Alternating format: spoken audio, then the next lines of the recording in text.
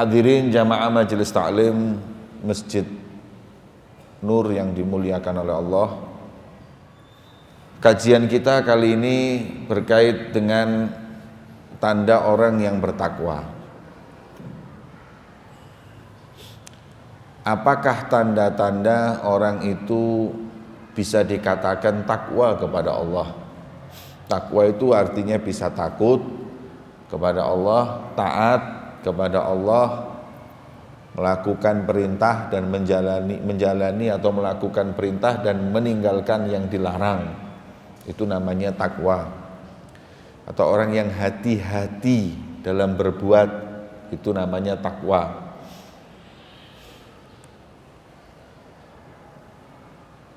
Tanda orang yang bertakwa ialah yang pertama,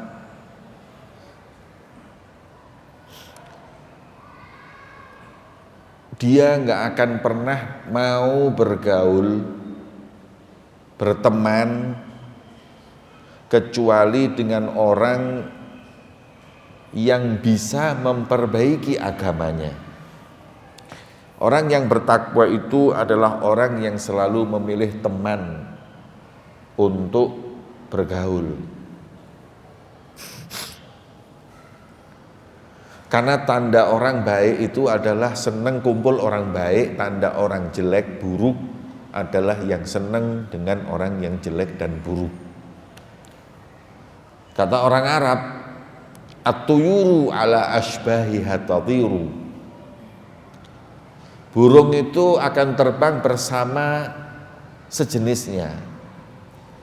Kita perhatikan kalau burung terbang bareng, gereja ambek gereja, manuk gereja ambek manuk gereja. Ya. Burung dara terbang sama burung dara. Gak pernah ada burung dara terbang bareng burung gagak, gak pernah. Gak ada. Ala asbahiha, elang sama elang. Jadi orang yang bertakwa itu orang yang memilih komunitas yang baik. Bohong orang mengatakan dirinya baik, tapi kalau komunitasnya jelek. Bohong orang itu dibilang jelek kalau komunitasnya baik, karena nggak mungkin bisa betah. Nah, orang yang bertakwa itu memilih dalam berteman siapa yang bisa memperbaiki agamanya, siapa yang bisa menjaga agamanya. Kata penyair, man asyara asyrafan asya musyarrafan wa muasyaratul anzali ghairu musyarrafi. Barang siapa yang berteman dengan orang-orang mulia, orang-orang baik, asya musyarrafan, dia akan hidup mulia. Wa muasyaratul anzali, berteman komunitas orang-orang yang jelek, yang buruk, ghairu musyarrafi, enggak akan baik, enggak akan mulia. Kita itu juga terangkat. Apa terangkat? Mustawa atau tingkatan kita itu terangkat ketika kita ini kumpul sama orang baik. Walaupun kadang kita masih belum baik, belum atau kurang baik. Tapi kalau sudah kumpulnya pilihan temannya adalah orang-orang yang baik, kita ini terangkat. Saya kasih contoh. Rambutan itu kalau yang Aceh yang bagus tuh harganya 1 kilo berapa? Kira-kira rambutan itu harganya piro? Rambutan 1 kilo, 2 kilo, 3 kilo sak mene itu harganya itu bisa 50-60 ribu yang bagus. Aceh itu enak rasanya segini. Itu 60 ribu harganya. Yang satu lagi ini ada rambutan yang diobral di jalan. Harganya 10 ribu sekilo. Ini 10 ribu, ini 60 ribu. Saya mau tanya, yang 60 sama 10 ini rasanya enak mana? Enak yang 60 kan, pasti barangnya bagus-bagus. Coba sampean preteli satu-satu di rambutan yang 60.000, apakah Anda bisa jamin semuanya manis? Nggak ada yang masem, nggak ada yang kecut. Ada. Dipreteli di sini, digoleki siji-siji, ini kecut. Ada. 1, 2 itu yang kecut ada. Sekarang yang sini. Rambutan yang 10.000 itu semuanya asem, semuanya kecut. Atau kalau dipreteli ada enggak 1, 2 yang manis? Ada. Nah, yang kecut ini harganya terangkat jadi 60.000 karena kumpulnya sama manis-manis. Yang manis iki mesti ini regane 60.000 iki. Tapi karena dia kumpul sama yang asem, akhirnya harganya 10.000. Nah, komunitas tuh gitu. Pertemanan tuh seperti itu. Kalau kita temannya itu orang yang baik-baik, kita terangkat. Musyarraf. Dikasih contoh oleh penyair lagi, awalam taro jildal haqiri muqabbalan bithagri idza sara jildal mushafi. Kulit sapi itu diambil diparuh jadi 2. Yang satu kita jual ke percetakan Al-Quran, karena dulu itu kalau sampai sekarang di Hadramut masih seperti itu. Quran itu jilidnya pakai apa? Kulit, bukan kertas, kulit. Dulu itu kulit, api. Jadi sapi yang sama, ini sapi satu ini dipotong, disembelih, diambil kulitnya, terus kulitnya itu dibagi 2. Yang satu kita jual ke percetakan Quran hingga akhirnya jadi samaknya Al-Quran, sampulnya Al-Quran. Yang satu kita jual ke toko sandal, ono sandal kulit ini. Apa yang terjadi? Yang kumpul Quran muqabbalan bithagri, tidak boleh diletakkan di bawah. La yamassuhu illal mutahharun, enggak boleh, enggak punya wudhu menyentuhnya. Habis ngaji diapakan? Diciumi. Ini sebabnya kumpul Quran terangkat. Yang satu kumpul karet jadi sandal, mlebu masjid gak oleh. Terus ono ate ngambungi sandal. Ono. Gendeng ya kan, dipakai di kaki, diinjek-injek.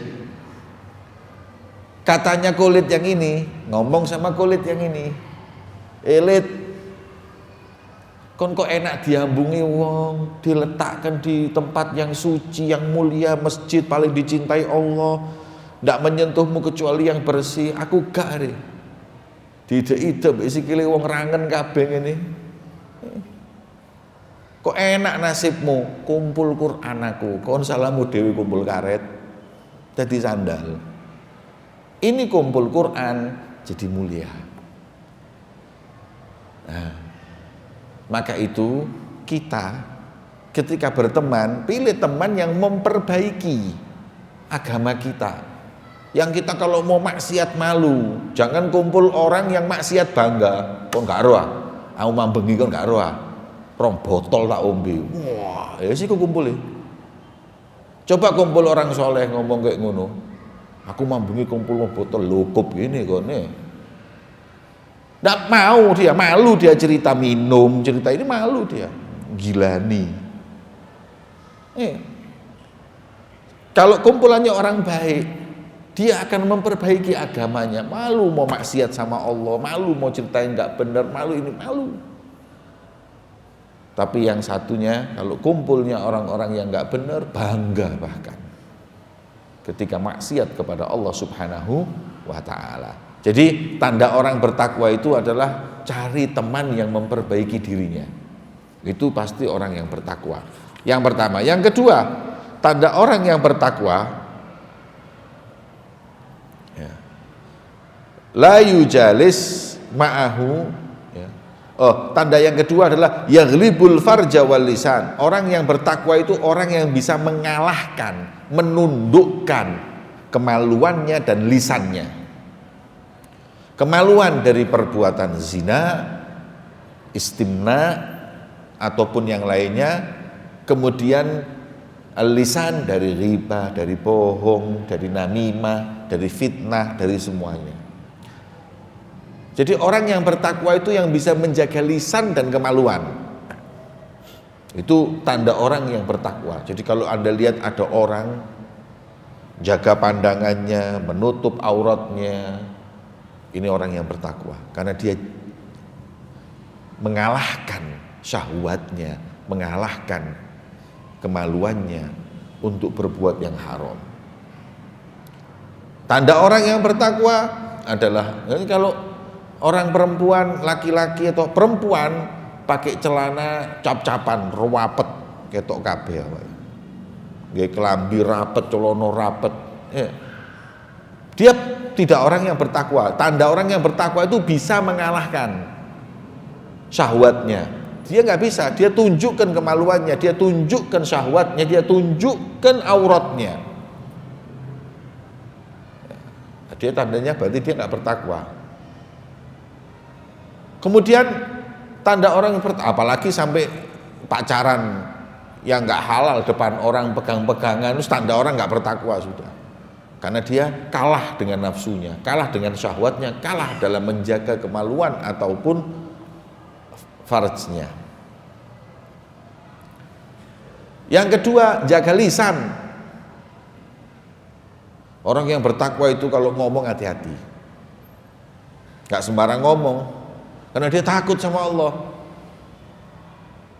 Jangan dikira yang namanya lisan ini ngomong terus tidak ada pertanggungjawabannya. Ada hadirin. Ma yalfidhu min gaulin, katanya Allah dalam Al-Quran. Tidak terlafatkan dari lisan kita perkataan, huruf, illa waladaihi raqibun atid. Ada malaikatnya nyatet.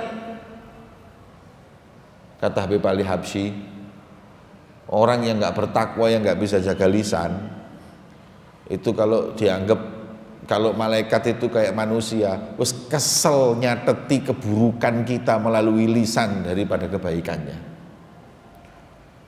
Kata beliau, miskin yata'ab minhu malaikah au katibul hasanat, dan miskin malaikat yang jaga, yang nulis kebaikan tidak nulis belas, yang nulis keburukan nulis terus, ben ngomong ditulis, dicatat capek. Malaikat yang nyatet kebaikan nganggur, gak tahu tuh, karena penggaweane, karena nggak melakukan kebaikan, nggak ngomong yang baik. Maka itu kata Rasulullah SAW, man yadman li ma baina lihyaihi wa ma baina fakhdhihi azman lahu bil jannah. Barang siapa yang jamin bisa menjaga antara dua kumis, itu lisannya, wa fakhdhihi antara dua pahanya, itu kemaluannya, aku jamin masuk surga. Maka itu tanda orang bertakwa adalah orang yang berhati-hati ketika bicara. Ya. Orang dulu itu sampai mulut ini diganjel supaya nggak banyak ngomong. Ya, mulut. Man kathura kalamuhu kathura khota'uhu. Orang kalau banyak ngomong itu banyak salahnya. Ya, kalau kathurat khota'uhu kathurat dzunubuhu. Kalau sudah banyak ngomongnya banyak dosanya, banyak ngomongnya banyak salahnya, banyak dosanya. Wa man kathurat dzunubuhu takhalatin nar. Orang kalau banyak dosanya masuk neraka. Makanya dalam satu hadis disebutkan bahwa ya, kebanyakan orang itu yakub fi jahannam, masuk nyemplung ala manakhirihim, wala fi riwayah ala wujuhihim, melalui wajahnya dulu ataupun hidungnya dulu, illa min hasaid alsinatihim, karena apa yang keluar dari lisan mereka. Ada namanya syahwatul kalam. Lek gak ngomong gak enak. Kita harus belajar untuk bisa bicara. Katanya guru saya kalau mengingatkan santrinya itu, jadilah orang yang senang mendengarkan, bukan senang didengarkan. Ya. Kun mimman yuhib an yasma la an yusma. Jadilah orang yang senang mendengar, jangan senang didengarkan. Artinya menengo juga akan ngomong. Ya, seperti itu. Kalaupun ngomong itu ngomongnya itu yang enak, nyenengin orang, jangan bohongin orang. Ya. Orang bohong itu kenapa nggak boleh? Nyakitin hati. Imam Ghazali itu menyebut dalam Ihya, sebab dosanya bohong itu karena nyakitin hati orang. Sampai diakali lah loro hati ya wis iku karena itu. Ya. Kemudian wa idza, tandanya orang yang bertakwa, idza asabahu syai'un 'adzim minad dunya yarahu wabala. Tandanya orang bertakwa itu kalau dia itu terkena musibah yang besar berkaitan dengan dunia, dia remehkan.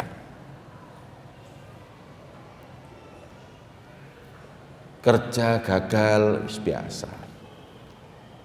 Ya, proyek ditolak biasa, daftar kuliah gagal biasa, wabala. Jadi kalau urusan dunia gagal nggak kepikiran. Oh, urusan dunia toh. Satu hari penuh jualan nggak laku, nggak usah nangis, nggak usah sumpah, nggak usah apa. Ini musibah, wabal, santai aja. Jadi kalau musibahnya itu dunia, wabal, biasa aja. Ya. Tapi wa idza asabahu syai'un qalilun minad din, tapi kalau musibahnya berkaitan dengan agamanya, irtamma bidzalik, sumpek. Kenapa sumpek? Aku ketinggalan sembahyang sak rakaat. Ini orang bertakwa ini. Nih, kenapa kok sumpek? Ate haji winginane wis daftar kok ditolak gak sido, sumpek aku. Dia itu mau taat gagal, sumpek. Subuh-subuh nangis. Kenapa? Keturun aku gak qiyamul lail. Ini hebat ini. Orang-orang dulu kan gitu. Kalau subuh bangun itu nangis karena nggak bangun malam. Ngawai dhewe gak tangi jam 8 sik iso guyu ae. Ringis ya. Culuk malaikat kapok kon. Kalau dulu orang-orang itu ketinggalan qiyamul lail aja, ketinggalan takbiratul ihram aja ditakziahi. Sebagaimana di kitab disebutkan, kunna ini para salaf ini, kunna nu'azzi ahadan minna, mentakziahi seorang di antara kita idza fatahu takbiratul ihram. Kalau ketinggalan takbiratul ihram sembahyang ngono ya. Assalamualaikum warahmatullahi, assalamualaikum warahmatullahi. Ada yang masih berdiri kurang 1 rakaat. Itu nanti yang kayak gitu itu selesai sholat didatengin sama teman-temannya. Innalillahi wa inna ilaihi raji'un. A'adhamallahu ajraku ahsanu wa ghafarallahu laka ala ma fatak minas thawab wa ghairi dzalik. Takziah. Fa idza ghaba 'anna, kalau orang itu enggak ke masjid, enggak sholat di masjid, azaina thalathata ayyam, 3 hari berturut-turut rumahnya didatengin temennya. Innalillahi wa inna, 3 hari berturut-turut. Ayo coba praktekno, uripmu takziah tok bendino. Iya. Teman kita sholat kadang-kadang di rumah juga enggak sholat jamaah. Ya. Apalagi ke masjid. Ya. Ini orang dulu tuh kalau sudah enggak ke masjid tinggal takbiratul ihram aja sudah musibah. Al-musab laisal musab man faraqal ahbab walakinnal musab man fatahu thawab. Bukan musibah orang yang ditinggal oleh sang kekasih, tapi musibah apabila ketinggalan pahala. Itu tandanya orang yang bertakwa gitu. Kon gak roh apa? Haji iki. Apa? Kobong tukune. Yo sakene stres, gak goyang-guyu tok biasa. Tokonya kebakaran. Kon gak roh montore ketiban wit rek entek. Motor baru beli 400 juta. Ajur. Tahu. Dunia wabal. Begitu masalah berkaitan dengan akhirat, sedih kon gak ada haji apa raine sumpah kayak kenapa kerinan subuhnya telat sampai sumpek dia. Ini orang muttaqin, ini bertakwa sama Allah Subhanahu wa ta'ala. Kemudian wala yamla batnahu minal halal khaufan an yukhalituhu haram. Tanda orang yang bertakwa itu makannya enggak banyak, enggak pernah memenuhi perutnya dengan makanan yang berliar. Kalau katanya ulama, yang namanya perut ini isinya itu harus dibagi 3. Lauk makanannya nasi, lauk sepertiganya air, sepertiganya udara.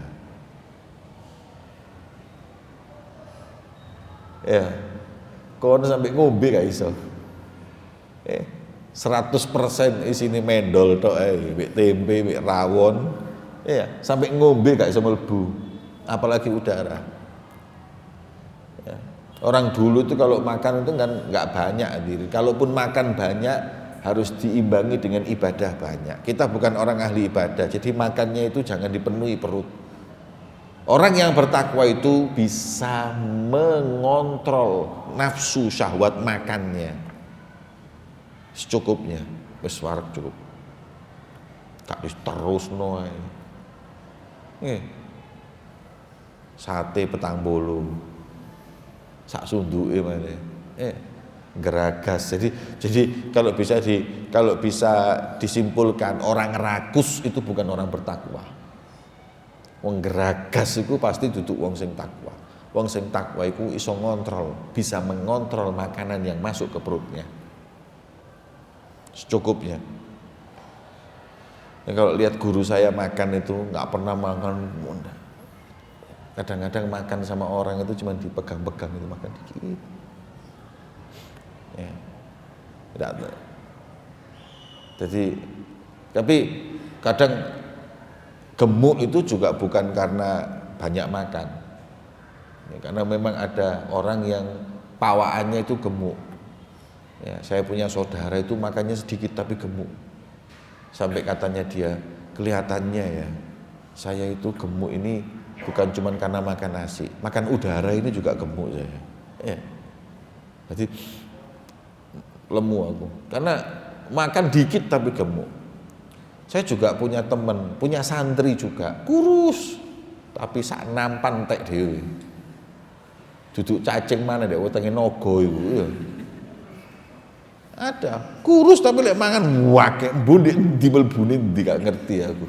Mesti ini kan wong kurus itu lah, ininya kecil lah, tapi kok semangan sakmono. Saya punya temen makan kambing 1-2 orang. Saya punya temen Indomie 1 dus, Indomie 1 dus dipangan wong loro. Kita makan Indomie telu wis iya, ini ndak 1 dus dibikin dimakan 2 orang. Ya gak lemu lho wong iki kurus. Aku sampe bingung mlebu ndi sih rek. Mungkin Indomie mlebu sikil, mlebu sembarang kali lengkap iki. Jadi ada orang yang kayak gitu, ada orang makannya itu dikit tapi gemuk, itu berarti pawaan. Yang intinya pokoknya jangan banyak makan. Dan orang itu makan itu kalau mau sehat hanya di waktunya. Selain di waktunya jangan makan. Pagi sarapan, makan siang. Kita kan enggak. Isuk jam itu lecep. Jam 10 pohong. Jam 12 rawon, tempe, jeroan sembarang kali. Jam 5 itu wis luwe maneh, setengah 5 wis mulai jelek menjes. Golek sembarang kali. Jam 7 mangan maneh. Masya Allah. Sehari makan bisa 5-6 kali. Oh niki wong apa sapi? Ya. Saya Habib Bagir itu pernah saya tanyain, Habib, kenapa ya ada orang makannya banyak tapi tidak gemuk, tapi ada orang makannya sedikit dan yang dimakan kadang kok lemu. Nah, jadi katanya Habib Bagir, kok tak ngandani, sapi itu lemu sebab gak tahu menengunya terus, walaupun yang dimakan rumput. Tapi singa itu sekali makan 1 rusa, tapi mereka mandek rek, rong minggu gak mangan. Sapi gak iso mandek, mangan terus sapi, makanya gemuk ya. Nah kita itu kalau makan banyak tapi pada tempatnya tidak apa-apa, sudah cek berhenti sudah. Terus gak nyamil, gak apa, dijaga perut. Iki gak mangane ping 3, nyamile ping 15. Nggih. Nah itu jangan banyak makan. Orang yang bertakwa itu gak rakus. Tanda orang yang bertakwa makannya itu di secukupnya. Makanya kata Imam Haddad bahwa makan penuhnya perut dari makanan yang halal mambaun, sumber dari semua keburukan. Bagaimana dengan yang haram? Jadi jauh usah diomongkan kalau orang bertakwa itu bisa nggak makan haram. Yang halal aja nggak banyak mereka kok, apalagi yang haram, tambah nggak sama sekali. Itu tanda orang yang bertakwa kepada Allah Subhanahu wa taala. Terakhir, wa an yaron nasa kullahum qad najau wa yaro nafsahu qad halakat. Tanda orang yang bertakwa itu melihat orang ini semuanya masuk surga. Loh. Itu tandanya wong bertakwa. Wong iki kabeh mlebu surga wis. Mas Yodik sampean di sini nih di masjid itu kan alon-alon, nah wong gak ngaji, wong gak mbuh sembayang apa gak wong-wong iku, mbuh lapo ae ndek kono, tapi Anda harus lihat mereka itu mungkin masuk surga. Saya yang di sini belum tentu. Itu orang yang bertakwa. Bukan tanda orang yang bertakwa melihat dirinya selamat, orang lain kabeh ndek neraka. Ya. Lah yang gini-gini ini kadang-kadang, yang gini-gini ini kadang brewoken, kadang batu ireng. Keningnya ini hitam, banyak sujud, tapi rusak hatinya, merasa dirinya selamat, orang semuanya nggak ada yang selamat. Merasa dirinya itu di surga, orang ini semua masuk neraka. Itu bukan tanda orang yang bertakwa. Jadi tanda orang yang bertakwa itu melihat dirinya celaka, belum tentu bisa selamat. Orang lain wis wong-wongi pasti selamat kabeh insyaallah. Itu tanda orang yang bertakwa. Ini jarang ini, apalagi justru ini penyakit adalah penyakit orang yang taat. Karena inilah penyakit hurur. Hurur itu lupa diri atas ketaatan yang dia buat hingga akhirnya merasa dirinya paling baik, semua orang semuanya nggak baik.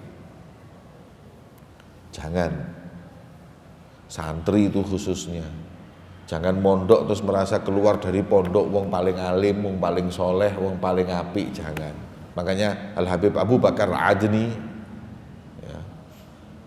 Habib Abu Bakar Adni itu anaknya Habib Abdullah bin Abu Bakar Idrus, Sultanul Malak, wali besar di Hadramut yang ada gubahnya di Zambal itu.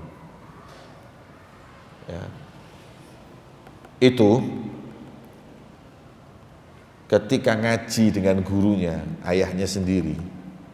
Ya, Habib Abu Bakar itu ngajinya sama gurunya Habib Abdullah. Setelah ngaji bertahun-tahun baca kitab Ihya, bacaan mereka tuh Ihya Ulumuddin. Karena Ihya Ulumuddin ini banyak nyelamatin orang alim. Makanya kata guru saya, tanda ulama akhirat. Ini ulama akhirat itu ulama yang soleh, ulama yang benar-benar ulama. Tandanya senang dengan kitabnya Imam Ghazali, Ihya. Dan tanda ulama dunia itu ulama yang cuman cari uang tok di dunia ini, cari kedudukan aja, bukan ulama akhirat. Nggak suka, benci dengan kitab-kitabnya Imam Ghazali, khususnya Ihya.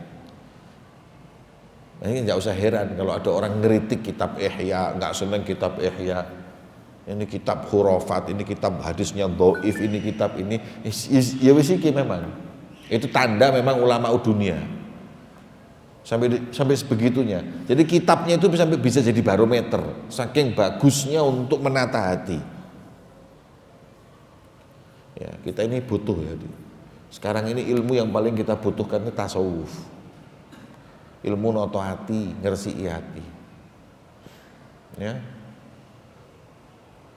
Jangan belajar ilmu baru dikit sudah mencirik no uang, bid'ah no uang, bid'ah iku nyesat no uang. Wong ngene-ngene sik kemaruk mbek ilmu. Baca kitab sik loro telu wis ngafirno wong. Ya. Saya pernah melihat di YouTube ada satu ustadz mengatakan bahwa Imam Ghazali itu pernah berkata, bidha'ati fil hadith, bidha'atil misjaf. Aku itu modalku dalam hadis ini modal yang rugi. Nah, Imam Ghazali itu sendiri ngakui bahwa dia itu kurang ngerti ilmu hadis. Beda dengan saya, yang kalian ngaji di sini keluar langsung kalian sudah tahu mana sunnah, mana tidak. Iki wong iki diomeh gak ono kaca ta. Nyamain dirinya sama Imam Ghazali. Rinyo. Imam Ghazali itu punya kitab bukan cuma Ihya. Kitab fikihnya tok itu yang bermujallad jilid-jilid, Al-Wasit, Al-Wajiz itu banyak. Kitab filsafatnya, kitab lughah adabnya lengkap. Imam Ghazali itu banyak kitabnya. Belum Rasail Ghazaliyah itu ada sekitar 7 kitab. Jadi Imam Ghazali itu ahlinya ilmu tauhid, ahlinya ilmu fikih, ilmu semuanya. Hanya di terakhir dia lihat paling pentingnya ilmu adalah ilmu noto hati, hingga akhirnya dia ngarang kitab Bidayatul Hidayah, Minhajul Abidin, sampai mentok kitab Ihya Ulumuddin. Nah, kon niki ngarang kitab apa? Baru ngaji berapa tahun kok terus nyalakno Ihya. Ada lagi orang-orang ini yang kalau pendapat Imam Syafi'i seperti ini, kalau pendapatnya Imam Malik seperti ini, kalau pendapat Imam Abu Hanifah seperti ini, tapi pendapat kitab dan sunnah, pendapat saya yaitu kitab dan sunnah seperti ini. Lho terus Imam Syafi'i itu jupuk dalil kok direk, kok pinggo. Iku omongan yang goblok, omongan yang bodoh. Jadi Anda kalau ada orang ngomong kita ikut kitab dan sunnah, kita jangan ikut Imam Syafi'i, iki wong goblok, itu bodoh wis. Lah Anda kira Imam Syafi'i ini enggak megang kitab dan sunnah apa? Semuanya ini pegangan kitab dan sunnah, cuman pemahaman mereka itu berbeda. Lah pemahaman mereka berbeda, kapasitasnya mereka untuk memahami berbeda itu kapasitas yang mumpuni. Gini. Kon sing ngomong iki, sing cetas belajar iki. Rinyo. Imam Syafi'i itu 9 tahun hafal Quran, kon 9 tahun sik dunan neker dalan. Umur 12 tahun itu hafal kitab Muwatta lil Imam Malik, puluhan ribu hadis itu hafal. Umur 12 tahun. Kon 12 tahun lulus SD sik lapo, sik main PS nih. 15 tahun sudah jadi mufti di mazhab Imam Malik, itu Imam Syafi'i. Kon umur 15 tahun SMP lulus juga SMA kelas 1 sik gendaan tok. Terus Anda mau ngomongi Imam Syafi'i. Anda ini nggak sadar diri apa? Nggak paham saya. Mereka ini gimana ya? Nggak paham saya. Ini ada yang nggak beres di ilmu mereka ini. Ada yang nggak beres. Ada pemahaman racun. Merasa dirinya paling benar, merasa dirinya itu. Dia ini kayak saya lihat-lihat kayak Rabbul Alamin. Pemahamannya dia paling benar, yang lain salah. Itu kayak seakan-akan dia itu maksum, kayak nabi sudah. Tapi nggak nyalahkan, karena orang kayak gini juga ada di zaman Rasulullah. Di zaman Nabi itu Rasulullah pernah bagi-bagi apa? Ghanimah. Jadi Rasulullah habis perang, Rasulullah itu bagi ghanimah. Ente dapat sekian, ente dapat sekian. Oh nolak sak mini, dibagi sama Nabi. Ada satu orang matanya cekung, biasanya banyak bangun malam, brewok, batu ireng. Berarti banyak sujud, matanya banyak bangun malam, brewok, kayak orang yang betul-betul taat. Berkata kepada Rasulullah, Ittaqillah ya Muhammad. Bertakwalah engkau wahai Muhammad. Bayangkan, Rasulullah itu dikongkon takwa. Berarti dia itu sampai merasa dirinya lebih bertakwa dari Nabi. Jadi nggak usah heran. Terus katanya Rasulullah, loh, man yattaqillah in asaitu. Kalau aku maksiat sama Allah, terus yang bertakwa sama Allah ini siapa di muka bumi ini? Allah ini loh percaya sama aku. Dan engkau nggak percaya sama aku. Allah ini saking percayanya sama aku, sampai risalahnya dititipkan sama aku Muhammad ini. Saking percayanya, amanatnya Kanjeng Nabi, risalah dititipno Rasulullah. Allah percaya sama saya, sampean nggak percaya sama saya. Waduh, parah. Sahabat Sayyidina Umar langsung ngetokno pedang. Jadi penggal endasi wong itu. Nih, saat disikat, nggak taunya orang itu pergi hilang. Kata Rasulullah, inna min di'i hadza. Kontak kandani ya. Dari generasi dan turunan orang ini akan datang sekelompok orang yang mereka yaqra'unal Qur'an, pinter baca Qur'an, akan tetapi Qur'an lam yablugh, nggak nyampe illa kecuali cuman ila hanajirihim, sampai sini toh. Quran nggak masuk di hati. Lek maca Quran enak, ngimami ya enak, tapi Quran nggak masuk di hati. Mereka ini kata Rasulullah, yaktuluna ahlal Islam wa yada'una ahlal authan. Lebih membenci orang-orang yang beriman kepada Allah, dan mereka membiarkan penyembah-penyembah berhala menyembah berhala. Jadi mereka itu kalau lihat orang Nasrani, orang ini nggak apa-apa. Tapi kalau lihat sesama Islam yang beda, benci, musuh, salamnya gak gelem. Ini persis yang dikatakan Rasulullah. Fa in adraktuhum, kata Rasulullah, kalau nanti zaman itu aku tuh ngikuti zaman generasi orang-orang ini, la aktulannahum, niscaya aku akan tebas mereka, aku akan bunuh mereka seperti membunuhnya kaum Ad. Nih, makanya aku tembayangno wong-wong iki sing suka ngafirno wong, suka nyalahno wong. Iku lek ketemu Sayyidina Umar gulune ilang ya. Ndase ilang. Karena apa? Itu tadi. sakit hatinya. Lihat hanya dirinya yang selamat, yang lain semua itu celaka. Tidak boleh. Itu bukan orang yang bertakwa. Orang bertakwa itu lihat dirinya, aku belum tentu selamat. Kayak ceritanya Habib Abu Bakar tadi. Baca Ihya, setelah baca Ihya sama bapaknya disuruh ke pasar. Nang alun-alun, cari orang yang lebih bejat dari kau, lebih buruk dari kau. Didelok ana wong gak wae sembayang gak sembayang, iki bajingan. Bejat. Oh, tapi durung tentu nek tobat. Ora dadi muadzin di masjid ya apa? Waduh. Berarti belum tentu. Dia bisa lebih baik dari saya. Cari sana, cari sini. Orang kafir. Iki wong kafir. Oh, tapi oleh hidayah. Terus beriman, aku suul khotimah, dia lebih baik dari saya.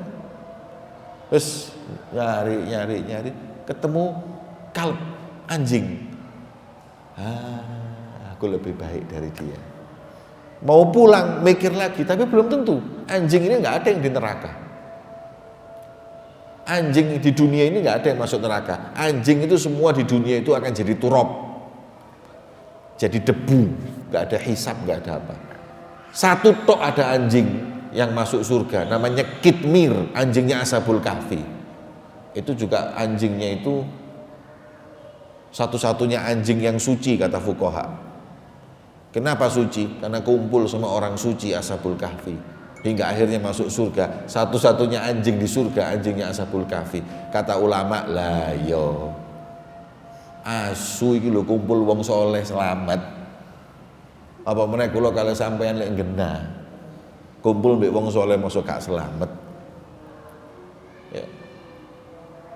Anjing ini kecuali ada anjing di neraka. Allah ciptakan namanya kilabu ahli nar ya.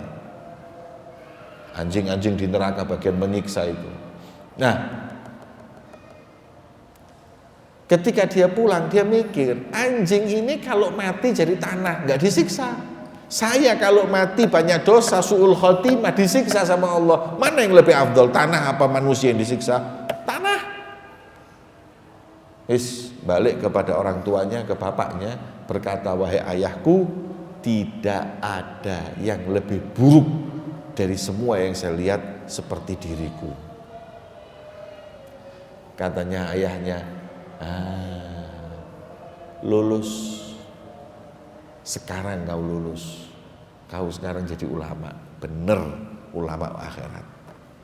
Kalau masih merasa kau dirimu lebih baik dari orang lain, belum berhasil didikanku. Kita nahi mungkar. Sekarang ini kan kita mau nahi mungkar. Nahi mungkar apa? Ada orang ngasih gratisan minuman buat orang yang namanya Muhammad. Ada diskotik jual minuman yang namanya Muhammad digratisi khomer. Padahal Rasulullah paling benci sama khomer. Padahal Al-Quran mengatakan innamal khomru wal maisir wal azlam wal ansab rijsum min amali syaitan, menjijikkan amalnya setan.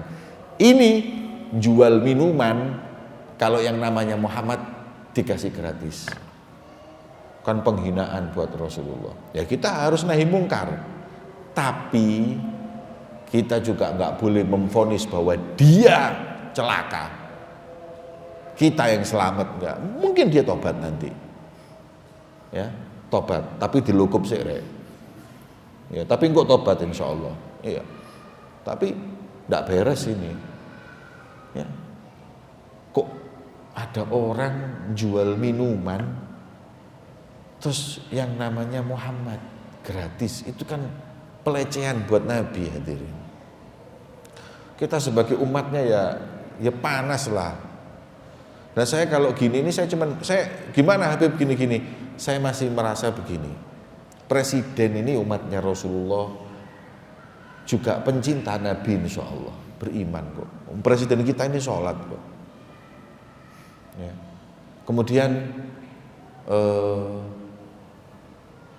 wakil presidennya kiai. Ya, wakil presidennya kan juga ulama, ketua MUI, Dewan Surya NU, wakil presiden. Kita alhamdulillah presidennya muslim, insya Allah taat, nggak ninggal sholat.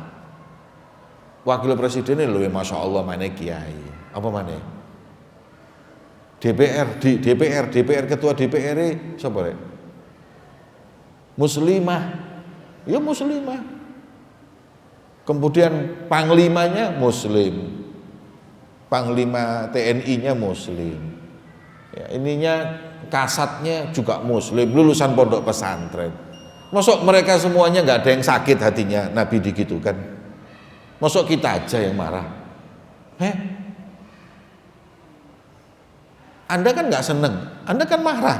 Lihat ini kan nggak seneng. Oke, Anda juga harus berpikir, insya Allah presiden juga nggak seneng.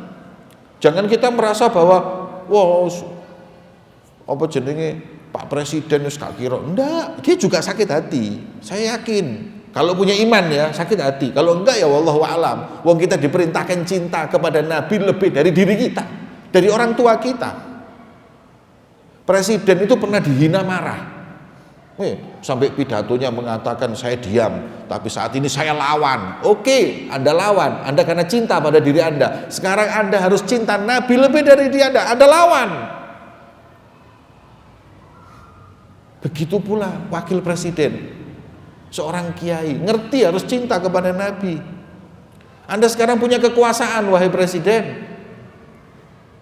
Anda sekarang punya kekuasaan wahai wakil presiden, wahai panglima, wahai kepala satuan angkatan darat, wahai DPR. Anda muslim semuanya. Nabi Anda dihina oleh diskotik itu. Jadi nggak usah kami lah yang marah. Buat apa? Kita cuma marah tapi nggak usah. Kalian yang megang kekuasaan. Maka kami percaya sama mereka. Jadi kita jangan merasa lebih baik, lebih beriman dari presiden, lebih beriman dari enggak. Insya Allah mereka orang beriman. Kita tunggu aja insya Allah. Saya yakin ditutup itu. Bu ditutup sak diobongi pisan balik. Kalau memang mereka orang-orang yang punya cinta kepada Nabi Muhammad SAW, saya yakin insya Allah ya, mereka kalau beriman akan cinta kepada Nabi lebih daripada kecintaan dirinya sendiri, orang tuanya. Kita kalau dihina bapak kita marah, tapi kalau Rasulullah gimana? Masa kita diem? Cuman bukan berarti terus kita anarkis, caci maki, tidak. Kekuasaan, monggo Pak Presiden, monggo Pak Wakil Presiden, monggo DPR, monggo orang-orang politik di atas, apalagi yang suka mengatasnamakan Islam, yang mengakunya partainya Islam, jangan diem dong. Itu selesaikan itu. Ya, ada partainya mungkin gambarnya Islami, ngakunya Islami. Ini selesaikan. Kalau nggak bisa, gus gak usah partai Islam kon, percuma kon, gak manfaat kon. Tutupan ya partaimu, ya gak bisa menyelesaikan masalah ini. Wallahu a'lam bi shawab. Sirril Fatihah.